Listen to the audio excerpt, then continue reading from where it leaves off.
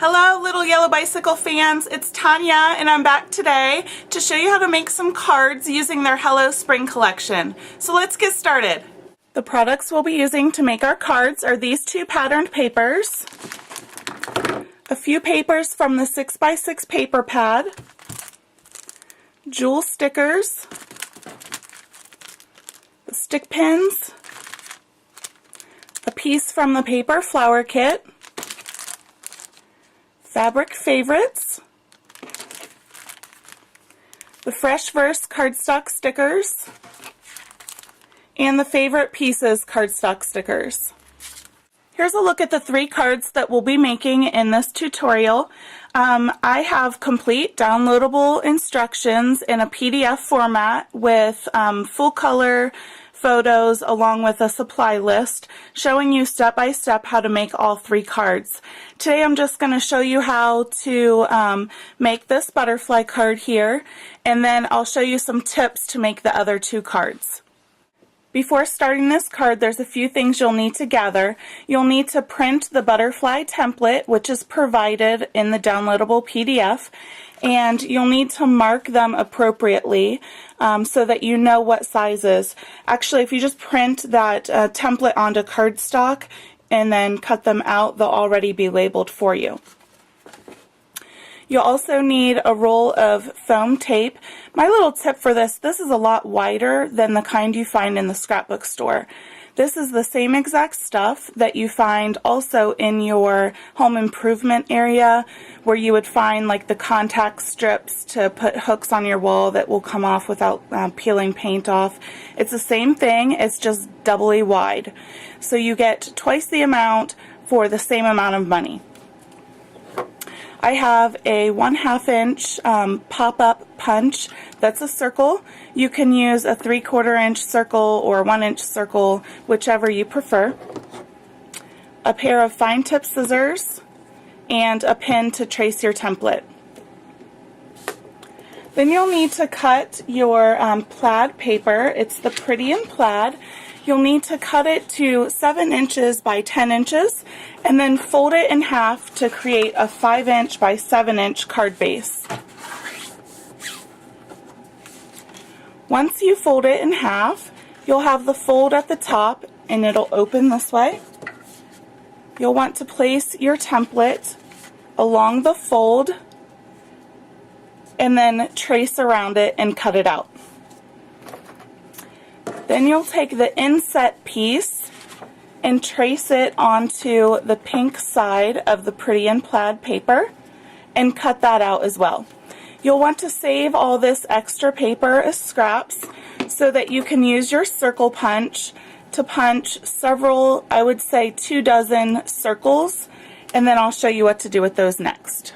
Next, you're going to take your circles and kiss it against a glue dot and then just stick them randomly all over your butterfly. You can avoid the center area because that will be covered with other embellishments, but you want to cover the outsides of the wings and allow some of them to hang over there on the back, and then we'll go around and trim those overhangs off. Because our pink inset piece is going on such a loud background of pattern paper, I want it to pop up off of that paper just a little bit more. So I've decided that I want to ink the edges of this piece. So what I could do is take my ink pad and take it directly to the edges, just like this. But it gets a little tricky when you're getting in these little insets right here. And also when you take your ink directly to paper like that, your ink pad, it tends to tear up your ink pad, and then you don't get much life out of it. So what I like to do is take cosmetic applicator sponges.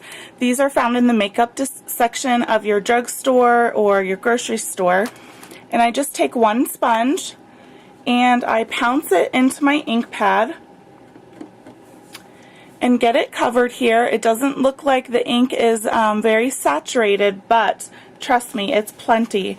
And then I just flick that against the edge, and you can work into the corners very easily, and then your regular ink pad won't get torn up.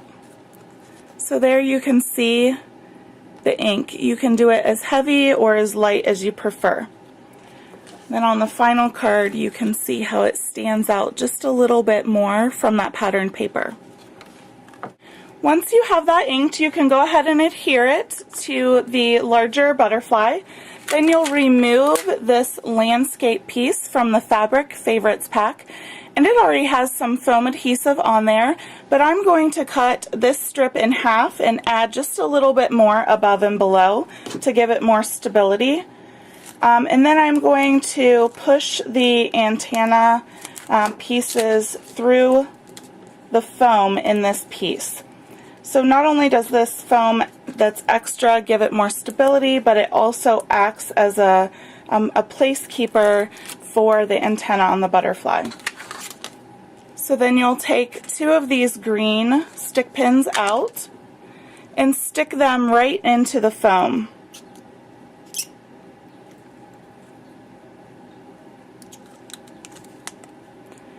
Once you stick that on the center of the butterfly, you can adjust those so that they're straight and they look a little more realistic.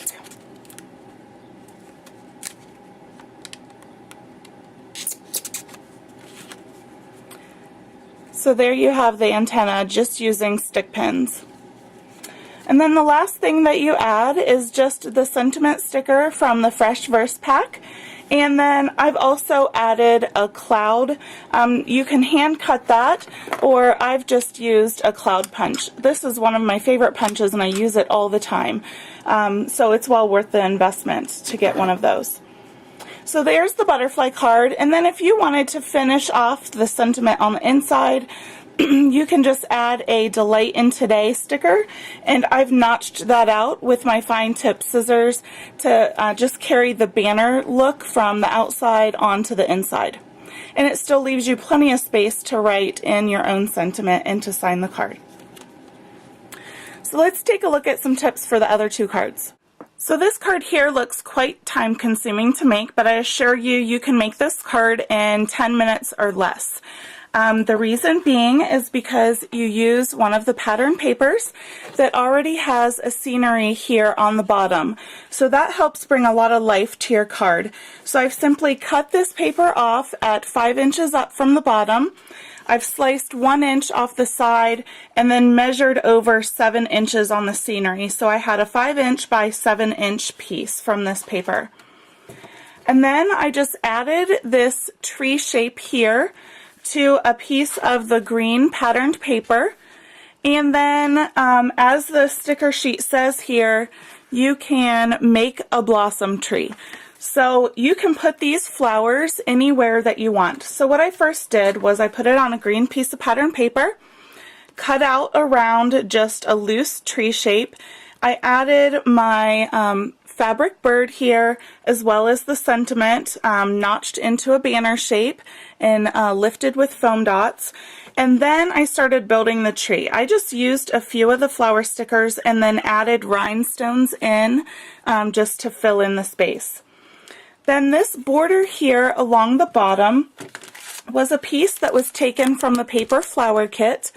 It's just a 12-inch long pre-scored piece that I wadded up just like this and opened it back up a few times. And then along the green portion of the landscaping, I just placed a mini glue dot about every 1/2 inch all the way along the 7 inches. And then I just pinched and pleated it along the bottom there. So that card is super simple. You just add that piece there to a piece of cardstock that's cut 7 inches by 10 inches, folded in half to make your 5 by 7 inch card. This is the standard size of a greeting card you would find in the grocery store. This last card is another quick card. You could make this one in 5 minutes or less. All you need is 2 pieces of paper from the 6x6 paper pad, and you cut 2 1-inch wide strips from each of those papers. So you have 2 strips that are 1 inch by 6 inches from one and from another. If you turn those over, because they're double-sided, that'll give you 4 patterns. Then all I did was create a notch along the bottom of those patterns and line them up side by side. I didn't even trim them down, I just folded them over and adhered them on the back side. You can trim them off if you like that look better. To get the notches, all I did was take a medium-sized square punch. This is called the Block Party Medium Squeeze Punch from Fiskars. And you insert your paper at an angle so that you see a triangle shape, and then you just squeeze. And there you have your notch shape. So again, you just insert that into the punch on the diagonal, and then squeeze your shape.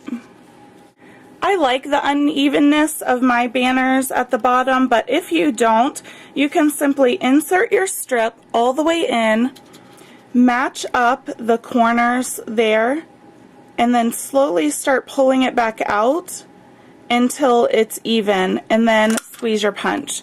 Then you have more of an even banner punch there.